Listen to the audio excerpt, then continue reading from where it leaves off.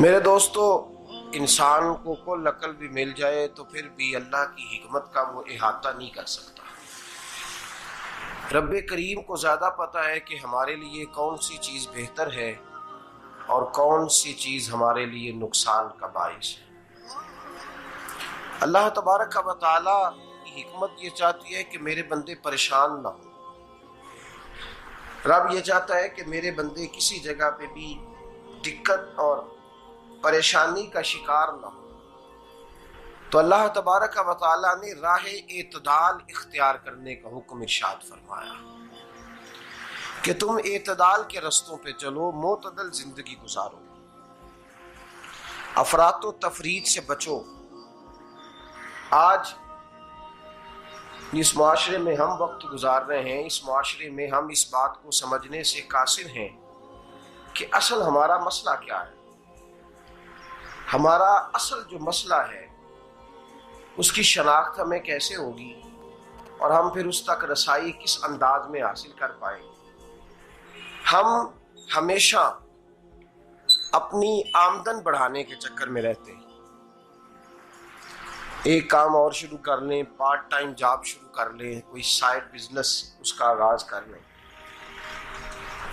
ہماری جو دوڑ لگی ہوئی ہے وہ لگی ہے کام بڑھانے میں، آمدن بڑھانے میں۔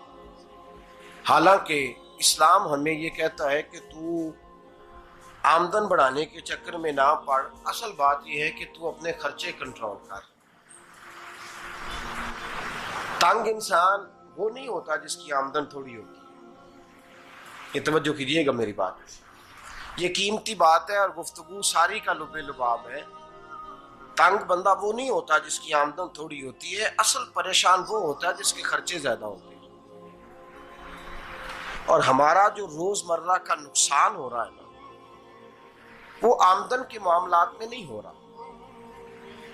بنیادی نقص جو واقعہ ہو رہا ہے وہ یہ ہے کہ ہمارے اخراجات زیادہ ہیں اور وہ اخراجات کسی اور نے نہیں بڑھائے، وہ خرچے ہم نے خود بڑھا لیے ہیں اور اب ہمیں اس کا نقصان بھگتنا پڑ رہا ہے۔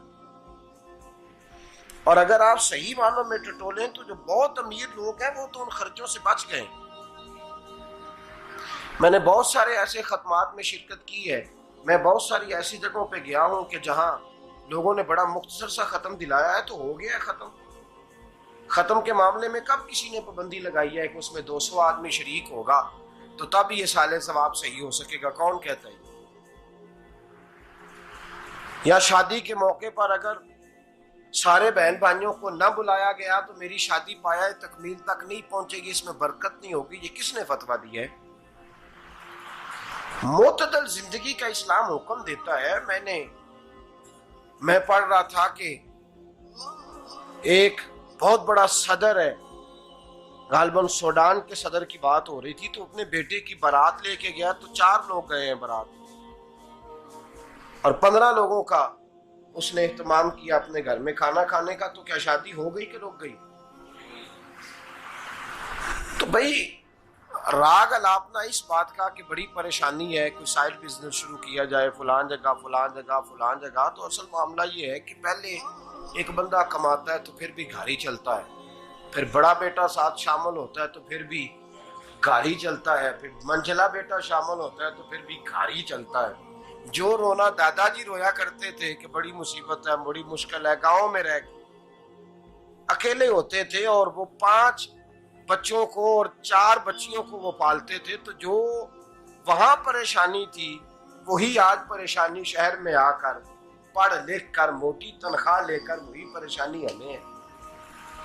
تو میں جس نتیجے پہ پہنچا ہوں اس کو پڑھ کے، قرآن مجید کی چند آیات کو دیکھ کر اور اس مفہوم کی جو حدیثیں کتب احادیث میں پائی جاتی ہیں اور ہمارے بزرگوں نے ہمیں جو مزاج اس حوالے سے دیا ہے، میں اس نتیجے پہ پہنچا ہوں کہ مسئلہ آمدن کا نہیں، مسئلہ خرچے کا ہے۔ ہمارے خرچے بنیادی طور پر زیادہ، اور اگر پھر ہم زیادہ بوجھ خواتین پہ ڈالتے ہیں کہ وہ مطالبے زیادہ کرتی ہیں، اور اگر آپ مجھ سے پوچھیں تو خواتین کی بھی اگر کسی جگہ کوئی عادت خراب ہوتی ہے تو اس میں اصل کردار اس کا ہوتا ہے جو وہ عادت خراب تو کیوں اپنے گلے سے اتار کے آپ کسی کے گلے میں بات ڈالنے کے چکر میں ہیں؟ وہ خواتین کی طبیعت نہیں ایسی ہے. اصل بات یہ ہے کہ ہم نے عادت ڈالی ہے، ہم نے یہ مزاج ان کو دیا ہے تو ان کا بنا ہے، نہ کیسے بن سکتا. تو اعتدال جب تک زندگی میں نہیں ہوتا، پانی پیاس بجھاتا ہے لیکن ایک گلاس ہی ہو تو پیاس بجھاتا ہے، بالٹی کو منہ کو لگائے گا تو کپڑے بھگو دے گا اس کے. حالانکہ پانی بری چیز کا نام نعمت ہے نا بہت بڑی اللہ کی، لیکن پیالے میں ہی اچھا لگتا ہے. کوئی مٹکا منہ کو لگائے گا تو تانگ ہوگا، پیالہ ہی بہتر ہے اس کے لیے. تو میرے دوست، مٹکے سے بھی بعض اوقات کام چل جاتا ہے، لیکن اگر کوئی کہے نہیں مجھے دریا ہی چاہیے تو اس کا تو گھر بہ جائے گا، سارا گھر بہ جائے گا اس کا. ہمیں دریا قابو کرنے کا موڈ بنایا ہوا ہے تو اس سے گھر بہا کرتے ہیں، اس سے گھر بنا نہیں کرتے. گھر پیالے سے پانی پینے سے بنتا ہے. اگر تو دریا پہ قبضہ کرنے کا موڈ بنائے گا تو گھر بنے گا نہیں، گھر بہ جائے گا. آگ نہ ہو تو کھانا پک نہیں سکتا، لیکن ہلکی آنچ سے کھانا پکتا ہے. اور اگر آنچ تیز کر دی جائے تو جی قرینے قیاس بات کر رہا ہوں، میں عقل سے ماورا نہیں کر رہا. قرینے قیاس سمجھانے کے لیے مثالیں دے رہا ہوں. ہلکی آنچ پہ کھانا پک جاتا ہے اور آگ تیز ہو تو کھانا جل جاتا ہے. تو کھانا اتنی دیر کھانے کے قابل رہتا ہے جب تک وہ ہلکی آنچ پہ پکتا ہے. تو جتنی مرضی تو کہتا ہے نہیں میرا گزارے نہیں، آگ تیز ہونی چاہیے، تو میاں جل جائے گا، جل جائے گا. ہوا نہ ملے تو سانس نہیں آتی، ٹھیک ہے؟ آکسیجن نہ ہو تو سانس، ہوا نہ چلے تو گزارا نہیں ہوتا. لیکن اگر تیز جلے نا،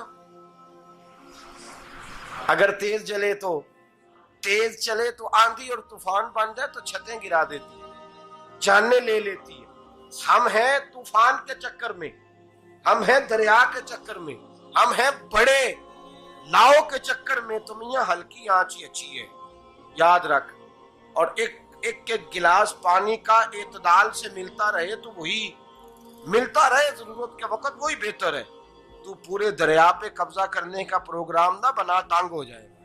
اور میرے عزیز یاد رکھ، ہوا سانس لینے کے مطابق ملے تو وہی اچھی ہے، جو سانس بند کرنے پہ آ جائے وہ ہوا اچھی. ہم نے چکر چلا لیا ہے کہ زیادہ پیسہ، راتوں رات پیسہ، لمبا پیسہ، یہ پلاٹ بھی میرا، وہ پلاٹ بھی میرا، گجرانوالا بھی، گجرات بھی، لالا موسیٰ کھاری اور پنڈی تک جہاں میں جاؤں میرے نام کی تختیاں لگی ہوئی ہونی چاہیے. اسلام منع کرتا ہے.